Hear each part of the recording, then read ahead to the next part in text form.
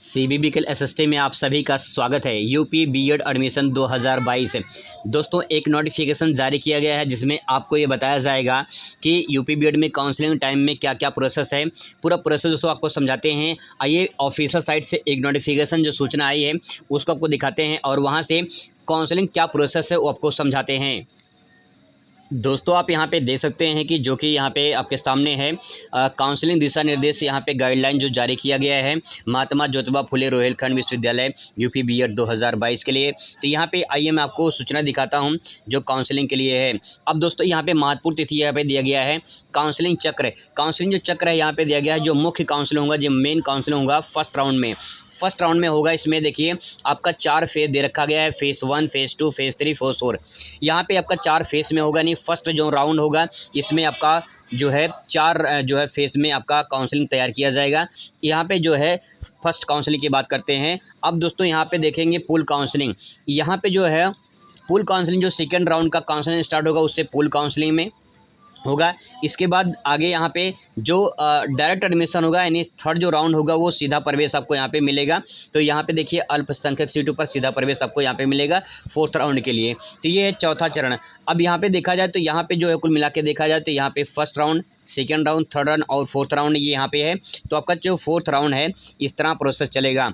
आगे यहाँ पे जो महत्वपूर्ण बातें कही गई हैं कि काउंसलिंग में जो है पंजीकरण के निम्नलिखित अभिलेखों की आवश्यकता होगी। तो काउंसलिंग में समय क्या क्या डॉक्यूमेंट्स लगेंगे, इस बात को थोड़ा सा ध्यान से बारीकी से समझने की कोशिश करिए। यहाँ पे देखिए दिया गया है शुल्क की वापसी यदि हो तो लिए उसके लिए बैंक खाते का विवरण चाहिए। तो आपका एक बैंक खाता होना चाहिए, जिससे यहाँ पे दिया गया है यदि खाता केवल अभ्यर्थी या उसके माता पिता को नाम पे होना चाहिए तो जो आपका अकाउंट नंबर होना चाहिए, बैंक खाता होना चाहिए, या तो आपके नाम पे होना चाहिए या तो मदर्स या फादर्स नेम में आपका होना चाहिए। तो जो है आप उसे अप्लाई कर सकते हैं। यहाँ पे बैंक खाता बहुत ज़रूरी है। इसके बाद ये पॉइंट हो गया, ये पॉइंट हो गया। इसके बाद तीसरा पॉइंट देखिए, यहाँ पे कहा गया है यदि अभ्यर्थी को सीट आवंटित नहीं हो पाती है तो काउंसलिंग में अभ्यर्थी द्वारा भुगतान किए गए अग्रिम जो फीस है पूर्ण काउंसलिंग में पूर्ण कॉलेज शुल्क की वापसी इस खाते में जो है की जाएगी। तो अगर आपका एडमिशन नहीं हो पाता है तो जो है फर्स्ट काउंसलिंग में तो आपका जो है फीस जो वो रिटर्न कर दिया जाएगा। तो यहाँ पे वही बात यहाँ पे कही गई है। ऐसे ही दोस्तों और कुछ जो है दिशा निर्देश यहाँ पे जारी किए गए हैं।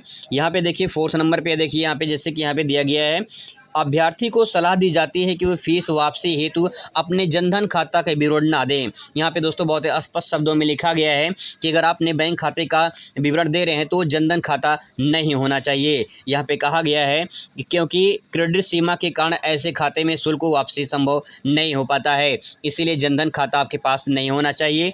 इसके बाद यहाँ पे कहा गया है 5वां नंबर कहा गया है कि अभ्यर्थी अपना जो है निम्नांकित विवरण है उसको यहाँ पे देना है। यानी बैंक खाता संख्या पे आपको अकाउंट नंबर देना है।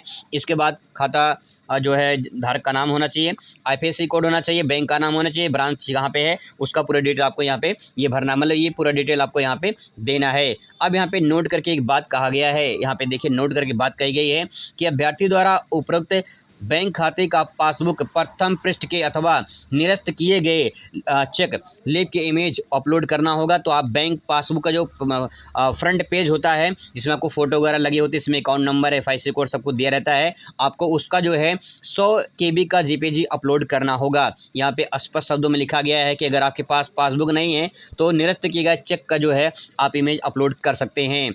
अब आगे यहाँ पे बातें जो कही गई हैं यहाँ पे देखिए, यहाँ पे कहा गया है कि आहक परीक्षा 2022 में बैठने वाले अभ्यर्थियों के लिए यहाँ पे बातें जो कही गई है, जो अभ्यर्थी 2022 में पात्रता परीक्षा में सम्मिलित हुए हैं उन्हें काउंसलिंग पंजीकरण के समय अपना पात्रता परीक्षा अंक तालिका स्कैन कॉपी अपलोड करना अनिवार्य होगा। तो बहुत ही इम्पॉर्टेंट पॉइंट है यहाँ पे कि आपके काउंसलिंग के समय पात्रता परीक्षा की अंक तालिका जो भी आपका डिटेल आया होगा जिसमें आपका नंबर वगैरह दिया होगा उसके स्कैन कॉपी आपको अपलोड करना होगा। तो ये बहुत ही इंपॉर्टेंट पॉइंट है। इसके बाद यहाँ बात करें तो देखिए यहाँ पे दिया गया है केवल मूल अंक तालिका जो है अंक तालिका ही स्वीकार किया जाएगा। तो आप ये कोशिश करिए कि जो अंक तालिका आपका होगा वो कलर होना चाहिए और वही ओरिजिनल आपको जमा करना होगा, मतलब अपलोड करना होगा। वहीं अगला बात करें तो यहाँ पे कोई भी प्रोविजनल इंटरनेट मार्कशीट तथा स्वीकार नहीं किया जाएगा जब तक वह संबोधित कॉलेज से प्राचार्य विश्वविद्यालय रजिस्टर से यहाँ पे नहीं हो। मतलब कि यहाँ पे दिया गया है कि आपका जो अंक तालिका है यहाँ पे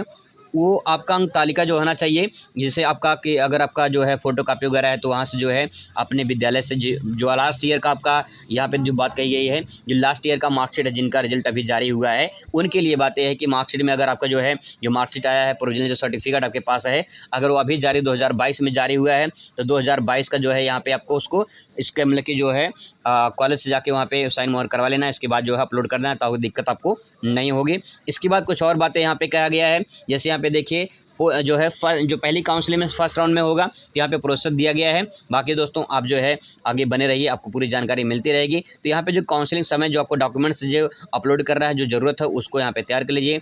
बाकी जैसे अपडेट आता है मैं आपको तुरंत सूचित करूँ। बने रहिए चैनल साथ में। Thanks for watching.